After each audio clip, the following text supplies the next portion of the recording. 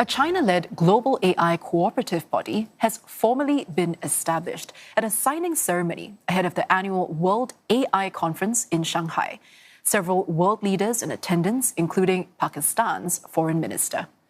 President Xi Jinping is expected to outline an ambitious vision for China's role in global AI governance during a keynote address tomorrow. It'll be his first ever attendance at the annual event.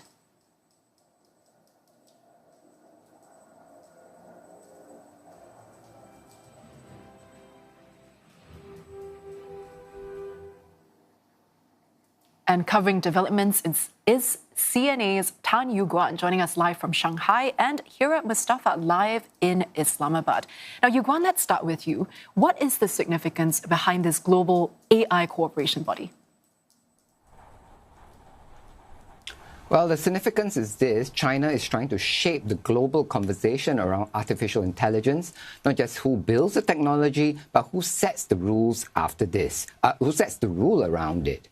Now, tonight, after Foreign Minister Wang Yi inked the deal, he was followed by representatives from Algeria, Belarus, Cambodia, Congo, Ethiopia, Indonesia, Kazakhstan, Kenya, Kyrgyzstan, Laos, Lesotho, Malaysia, Mozambique, just to name a few. And I think Russia has also signed it, and so has representatives from Pakistan and Senegal. So they are still signing the agreement right now. I think you might be seeing live pictures there. But okay, so they are signing this agreement for the World AI Cooperation Organization, or the World AICO, or WAICO, I'm sorry. And they're signing on as founding members. Now, WAICO is a China-proposed body for international AI cooperation. Now, Beijing first floated the idea at last year's World AI Conference, and the pitch then was that AI governance should be more inclusive, developing countries should not be left behind, and there should be more support for countries that want to build AI capacity. But there's also a commercial logic here for China and Chinese companies. One thing that struck me during the media preview this afternoon of the World AI Conference exhibition was how many Chinese AI companies are now doing very similar things. There are many robots, many medical AI tools, many companies trying to show practical applications, and that competition could really push some of these companies to improve very quickly, but at the same time, it raises the harder question: how many of them will survive if all of them are chasing the same market at home?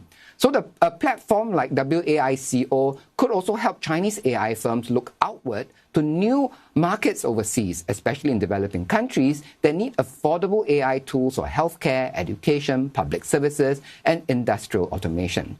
So if now that WAICO is launched, the bigger story is really influenced. China is trying to show that it can not only be a major AI developer, but also a country that can convene others around future rules and benefits of AI.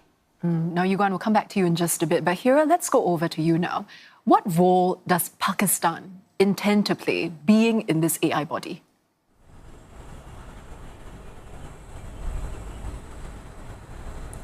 Well, being part of the AI body, Pakistan would like to be the voice of the developing economies in shaping the future of this technology.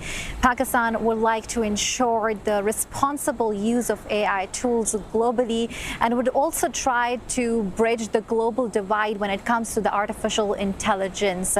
Pakistan would also like to would also play a constructive role in not only ensuring that the access is not only limited to the advanced economies, but to the third world countries. We have seen this sentiment reiterated on multiple occasions by the country's leadership, including Prime Minister Shehbaz Sharif, as well as the Foreign Minister Ishaq Dar, who is currently in China, reiterating that while Pakistan wants to strengthen its cooperation with the regional countries in the sector of AI, including China, it wants to ensure that the AI tools are responsibly use globally. And the framework was laid during Prime Minister Shehbaz Sharif's trip to Beijing in May this year, in which we have seen statements coming in from the Pakistani leadership saying that Pakistan and China have agreed in the elevation of the AI sector under the China-Pakistan Economic Corridor Phase 2. We have also seen a statement coming in from the Prime Minister Shehbaz Sharif in which he invited categorically Chinese firms and companies to visit Pakistan to help integrate the AI technology in the Pakistan's healthcare, governance, and other sectors. While Pakistan views AI as a significant sector in driving the economy of the country with the help of China, it also wants to play a constructive role in making sure that the AI tools are responsibly used globally. We have seen in the past that Chinese companies has played a pivotal role in transforming the digital sector in Pakistan. So Pakistan is eyeing an advancement in the field of AI with the help of China and other regional countries. Now, Yew Guan, we've just heard from Hira now, and Pakistan is clearly a very keen partner. What is likely to come up when China's leadership meets with the Pakistani ministers? Well, AI cooperation will be one of them, since Pakistan is now a signatory of the World AI Cooperation Body, now organization. So, but other than that, Pakistan and China have a very wide relationship. I mean, after all, this year also marks the 75th anniversary of diplomatic ties. And both sides have pushed their cooperation across several areas, from trade to infrastructure to defense, health, and technology. Now, a major part of that is the China-Pakistan Economic Corridor. That's a corridor that, improves infrastructure inside Pakistan to help Pakistan trade better with China, but also link Pakistan to the wider region. Now, what is interesting now is that both sides are talking about an upgraded version of the corridor, moving beyond roads, ports, energy into areas like industrialization, agriculture, information technology, mining, and skills training. Of course, regional diplomacy may also come up. After all, Pakistan and China did cooperate to try to bring some sort of a ceasefire during the Iran war. And here, over on the Pakistan side, are there other aims that it plans to pursue as the ministers meet with the Chinese? What else is on the agenda?